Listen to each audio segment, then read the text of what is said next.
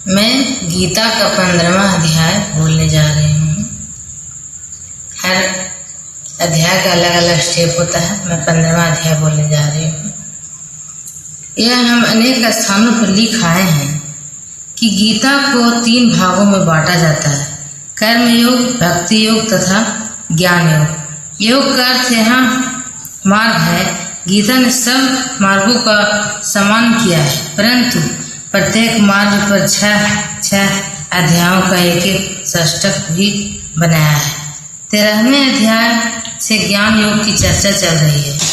उस अध्याय में क्षेत्रज्ञ, प्रकृति, पुरुष इन 2 नामों से देही को देह से, आत्मा को शरीर से अलग समझाने का प्रयत्न किया गया है। उसी विचारधारा को आधार बनाकर 15वें अध्याय में प्रकृति को क्षर तथा पुरुष को अक्षर कहा गया है। इन दोनों के अतिरिक्त इनका नियंत्रण करने वाली सत्ता को पुरुषोत्तम कहा गया है, परमात्मा कहा गया है। क्षर, अक्षर, पुरुषोत्तम, इनको व्याख्या भिन्न टीकाकार भिन्न तौर से करते हैं। इसका निर्देश हम उपसंहार में देंगे, परंतु यहाँ इतना लिख देना प्राप्त है कि गीता ने क्षर तथा अक्षर इन दोनों को पुरुष का नाम दिया है, परमात्मा को पुरुषोत्तम का नाम दिया है। इस प्रकार ये 3 पुरुष हो जाते हैं। 2 तो क्षर तथा अक्षर, तीसरा पुरुष है पुरुषोत्तम। क्षेत्र का वर्णन क्षर, अक्षर, इन 2 पुरुषों का वर्णन है। वह 13वें तथा 14वें अध्याय में हो चुका। 15वें अध्याय में तीसरी पुरुषोत्तम का वर्णन करते हुए उसका क्षर अक्षर से संबंध स्पष्ट किया गया है।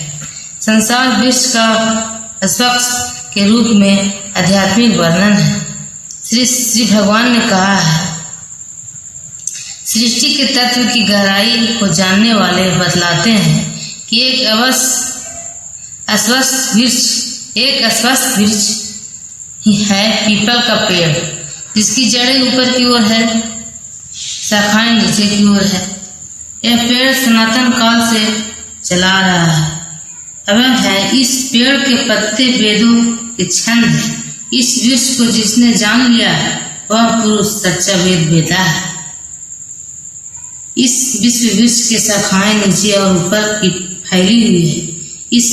इसकी शाखाओं में विश्व की पोपले फूट रही है। एक पोपले और डालियां प्रकृति के सत्व रज तम इन गुणों को खाद के 3 बढ़ रही है। जैसे इसकी जड़ें ऊपर की ओर है, वैसे इसकी कुछ जड़ें नीचे की ओर भी फैली हुई है। इन्हीं के द्वारा मनुष्य लोक में कर्मों के अनुसार मानव को बंधन होता है। जिस प्रकार का संसार वृक्ष का यह वर्णन किया गया है, ऐसे रूप वाला संसार वृक्ष यहाँ कहीं मिलता तो नहीं है। न उसका ऊपर की ओर आदि मिलता है, न नीचे की ओर अंत मिलता है, न यह वह कहीं प्रतिष्ठित तथा जमा हुआ दिखाई देता है। परंतु फिर भी यह अवश्य वृक्ष गहराई तक पहुंची जड़ वाला है। इसको अनासक्ति की दृढ़ तलवार से काट कर फिर उस स्थान को खोज निकालना चाहिए जहाँ पहुंचकर फिर लौटा नहीं जाता।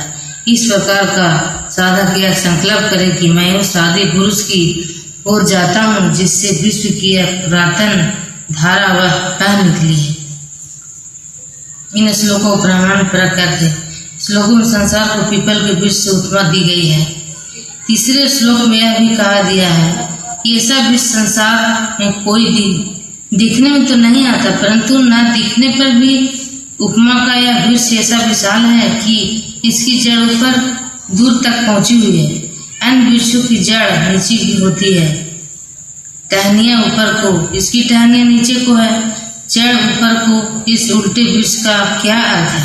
अस्वस्थ वृक्ष प्रकृति का सूचक है। प्रकृति की जड़ जहाँ से यह प्राण लेती है ब्रह्मा में है, ब्रह्मा ऊपर है, इसलिए प्रकृति रूपी अस्वस्थ वृक्ष की जड़ अगर ब्रह्मा में है तो अस्पष्ट है। यह वृक्ष उल्टा है। ऊपर का क्या अर्थ है?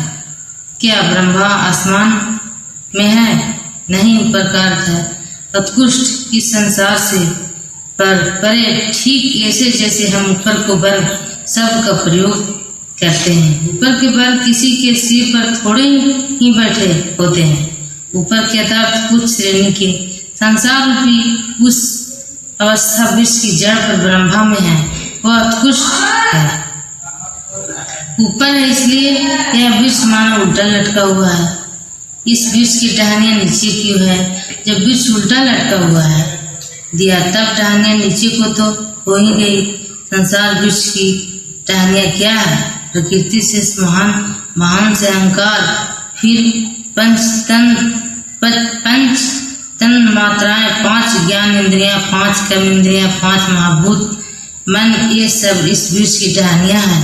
ये टहनियाँ और इनमें से हर टहनी सत्व रज तम इन गुणों की खाद पाकर बढ़ती है। टहनियाँ पर फूट रही खोखले संसार के शब्द रस रूप गंध स्पर्श से 5 विषय है। आत्मा को पाने के लिए इसी बीज को, जड़ों को ज्ञान के खड़ग से काटना है।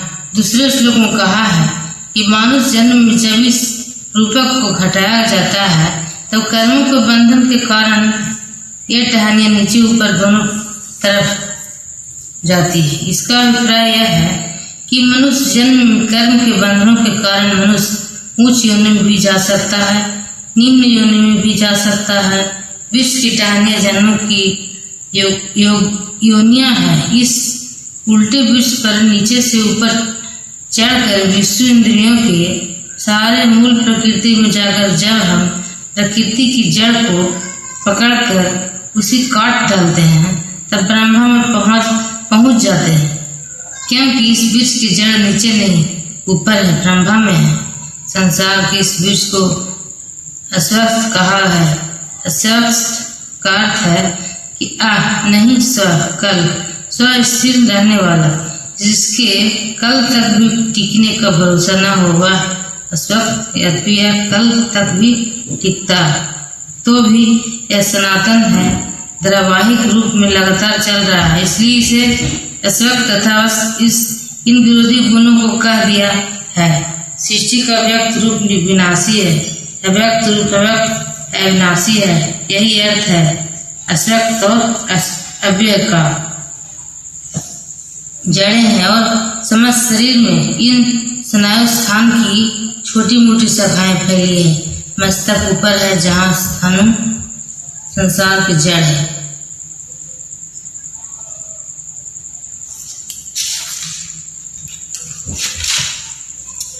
जड़ है, स्नायु जाल नीचे सारे शरीर में फैला हुआ है, इसलिए यह उल्टा लटका हुआ वृक्ष है।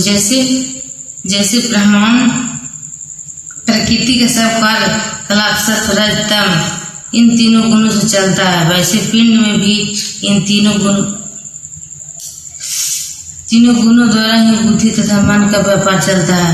यह नाड़ी संस्थान विषयों का ज्ञान करता है, इसलिए यह कहना है भी युक्त तीर्थ है कि विषयों को कोपले इन नाड़ी रूप टहनियों पर फूट रही है। कर्म का इन नाड़ियों का संबंध है कि इस विष की टहनियों को छंद रूपी पत्तों ने ढका हुआ है। छंद का अर्थ है वेद और वेद का अर्थ है ज्ञान। पिंड में अस्वस्थ विष का अर्थ है असक्त तथा इसमें घोड़े ठहरते हैं। शास्त्रों में इंद्रियों को घोड़ा कहा है। इंद्रियानी ध्यान है हो, इसलिए यहाँ अस्वस्थ का अर्थ है इंद्रियां या स्नायु। स्थान जिसमें इंद्रियां रूपी घोड़े बंधे हुए हैं। इस प्रकार जो लोग ब्रह्मांड तथा पिंड से विषयों के साथ बंधने वाला वासनाओं की जड़ें काट कर उस आदि पुरुष तक पहुँच जाते हैं जहाँ से विश्व की धारा बाहर निकली है, वे मुक्त हो जाते हैं। इस रूपक की अन्य में तुलना संसार और विश्व की उपमा सिर्फ गीता में ही नहीं दी गई, उपनिषदों में भी की गई है। कठोपनिषद में कहा गया है